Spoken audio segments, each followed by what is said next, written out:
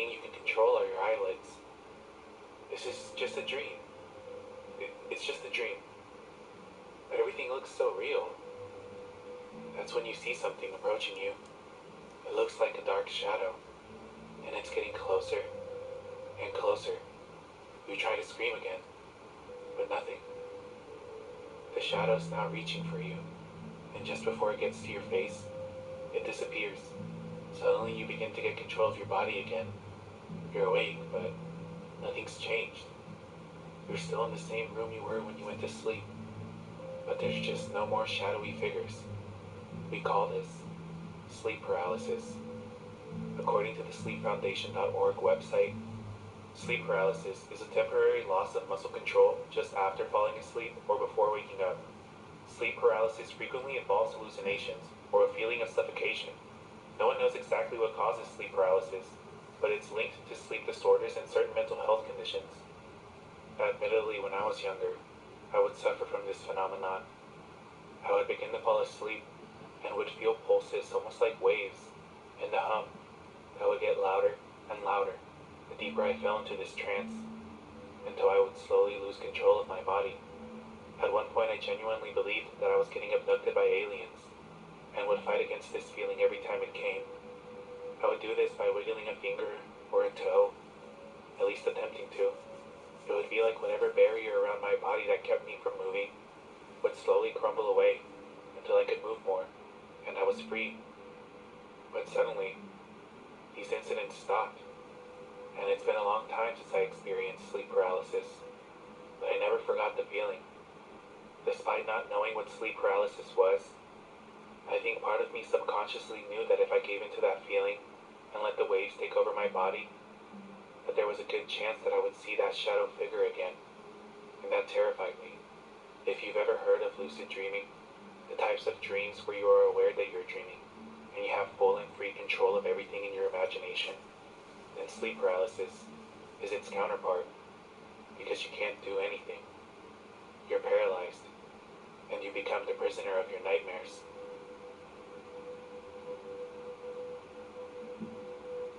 Our first entry starts with the mysterious case of Kathy Hobbs. Kathy had grown up in the 80s, and after Vivian, her mother, and her father divorced, Kathy and her mom moved to Vegas. Throughout her childhood, Kathy would always talk about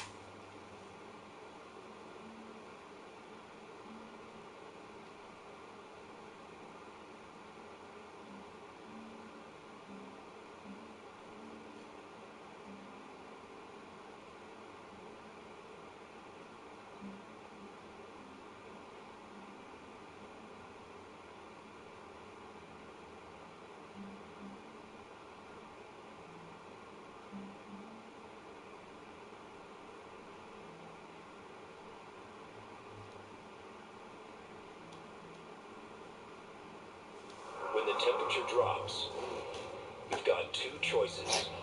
Close your eyes and think warm. In Adventism, I frequently felt there was a reverence when discussing Ellen White. Members would call her Sister White. There was this aura about her that I cannot put into words. It was as if you doubted Sister White, you doubted God himself. But at some point, I believe we all wonder as Adventists why we hold to the belief that this young girl from Maine had supernatural insight from some 2,000 visions and had seen the past, present, and future. One evening, about 15 years ago, I had a friend who was raised in Adventism tell me that I was a fool to believe in a girl who was hit in the face with a rock and had written so many embarrassing statements, as he put it. I could tell he no longer believed that she had had any divine revelation. That evening, I was lost for words, and I was angry that he would throw it all away, because it seemed clear to me that the Bible showed how all the moving parts had come together for the last day remnant church to arrive at this point in history. Not to mention, how could he doubt this claimed supernatural infusion of ideas into this young woman? I was frustrated, though, that it was so easy for him to leave Ellen behind, like a used paper bag. I ended up never discussing the topic with my friend again, but as I have studied Ellen White more, I wondered what she would say to those, like my friend, who did not believe her claims of divine revelation. Perhaps one way is to see how she responded to those in the past who claimed that what she wrote was simply her opinion and not from God? What reasons at this time did she give to those who doubted her supernatural claims? With these questions in mind, let's return to the testimony she wrote to her doubters in Battle Creek, included in the 1882 Testimonies to the Church, Volume 5, in the chapter entitled The Testimony Slight. As you will recall, we looked at this chapter briefly in Part 4. However, in this video, I want to go into more depth. Here we find she was faced by individuals who did not believe she was inspired by God. She wrote, "For years the Lord has been presenting the situation of the church before you. Again and again reproofs and warnings have been given. October 23, 1879, the Lord gave me a most impressive testimony in regard to the church in Battle Creek. During the last months I was with you, I carried a heavy burden for the church, while those who should have felt to the very depths of their souls were comparatively easy and unconcerned. I knew not what to do or what to say. I had no confidence in the course which many were pursuing, for they were doing the very things which the Lord had warned them not to do, and they will not heed the testimony that I sent them." Notice that she says that her testimony was from the Lord. She's making the claim here that the church should view her writings, at the very least in this testimony, as inspired by God. At the bottom, many excuse their disregard of the testimonies by saying, Sister White is influenced by her husband. The testimonies are molded by his spirit and judgment, an outside source. Others were seeking to gain something from me which they could construe to justify their course, or to give them influence.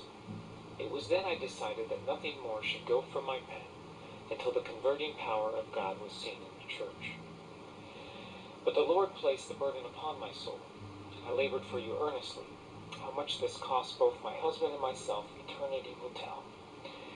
Have I not a knowledge of the state of the church when the Lord has presented their case before me again and again for years?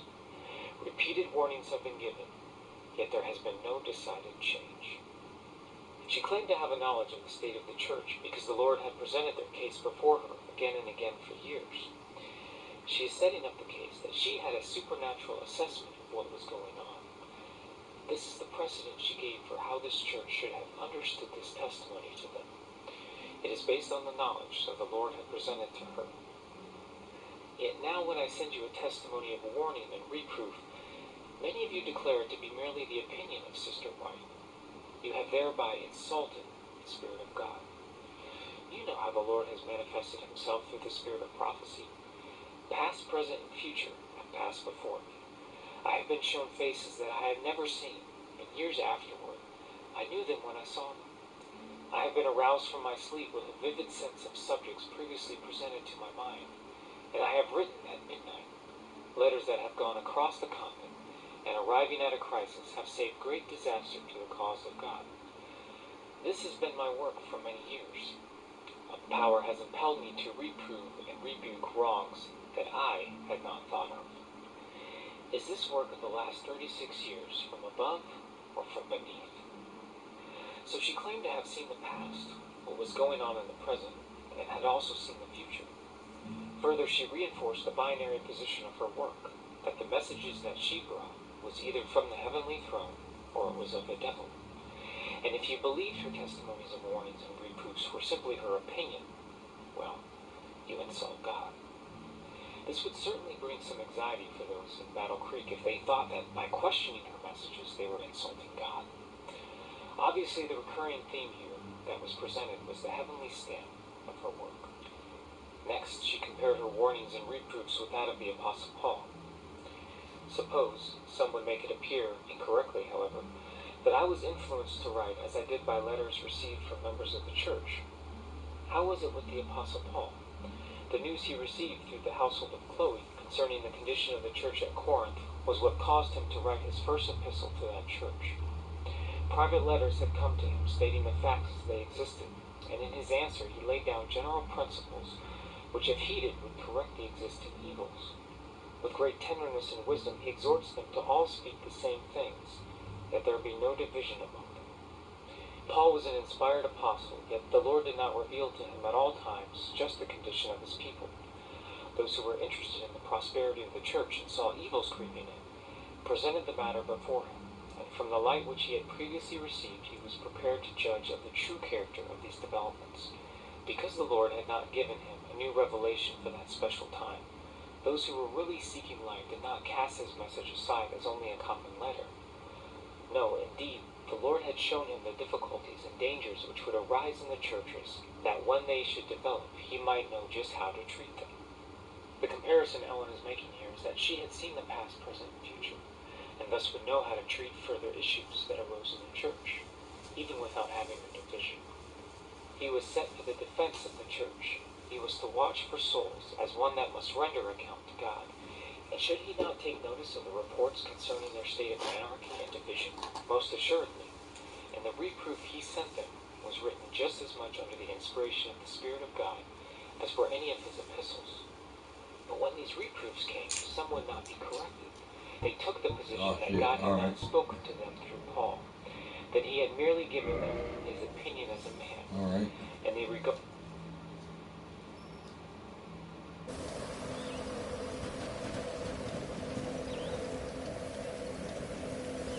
Yeah, I don't know what that none of that means, but okay.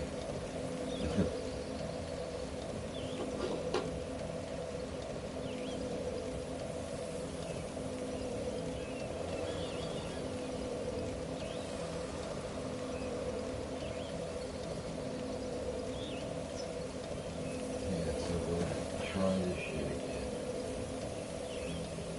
Dude.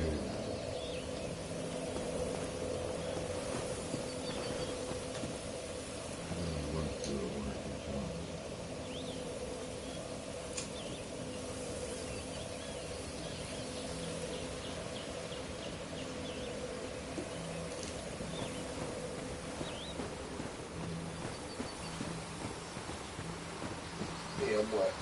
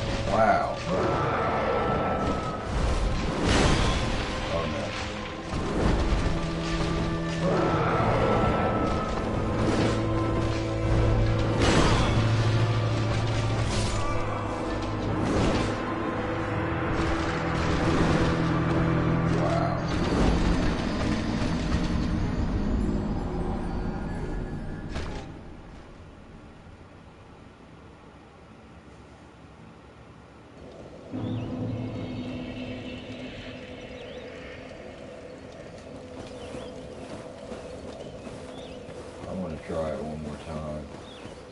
I can't hold my eyes open.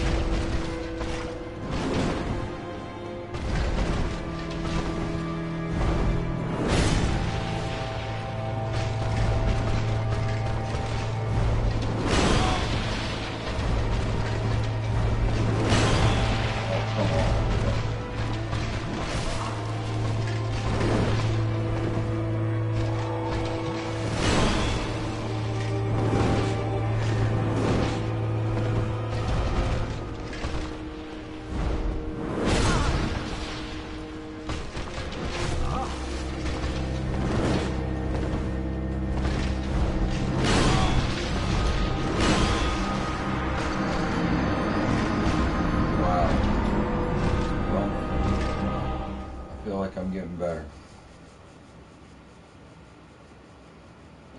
Yeah, and I'm calling in tonight. I gotta sleep. That was fun.